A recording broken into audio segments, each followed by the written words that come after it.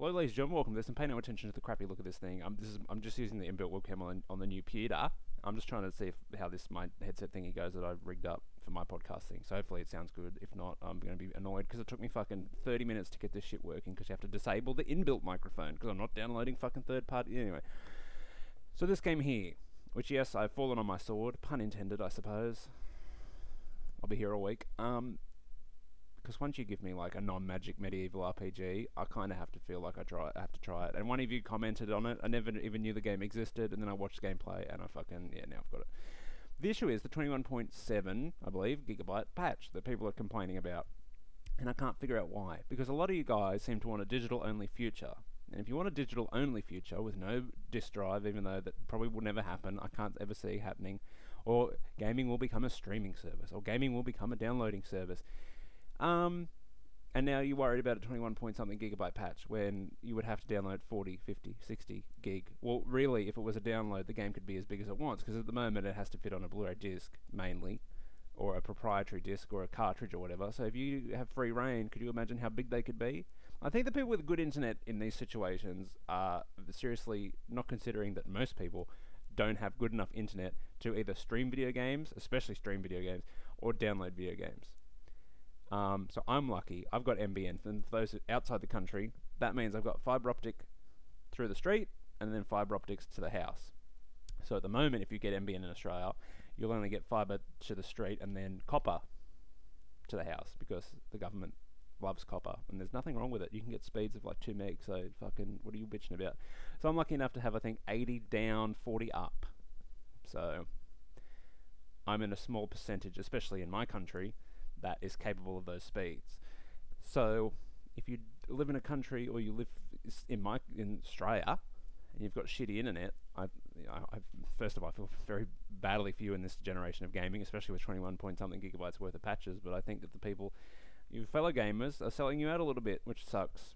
But I can't understand. So I'm not a software developer, and I won't claim to be, but I can't understand why on the PlayStation and the Xbox in the store there's like patches.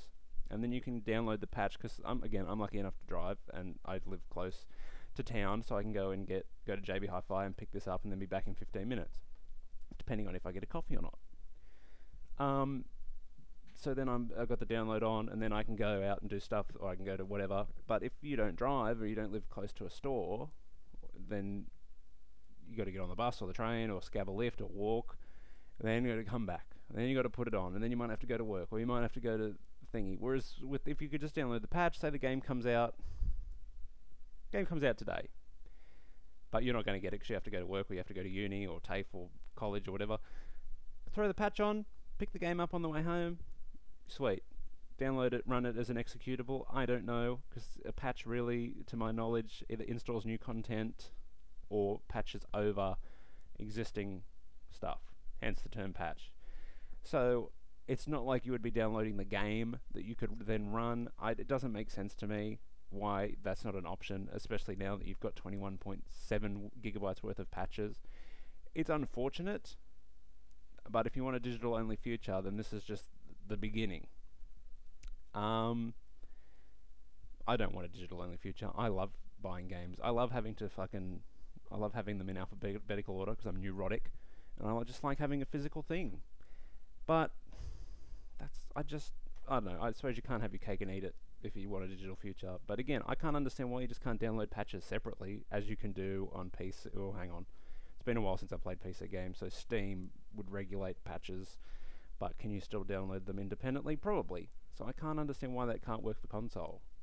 Because if it's already hosted on the server, all Microsoft or Sony would have to do is provide a link to that content besides the game being that link. Does that make any sense? I hope someone's a software developer and can clear this up, because I can't fathom why that is not an option. I think it should be an option if it's possible. Get rid of Mixer. No one wants Mixer. Get rid of that capability. Throw in patches, and then do like a small P and a big A, and like maybe like a patch, like a cloth patch, and call it Microsoft Patches with a Z. I don't get it. I can't understand why you can't do that. So that's my little short video. Hopefully the microphone's picked up well, because it took me way too long to record this, because Microsoft camera, it's like Yeah, we know you set your microphone as the default thing, but we don't care. We're using the onboard thing. So I've have to disable the onboard thing, which is fucking annoying. So tell me what you think. I don't even know how far I've got left. It's ready to start though.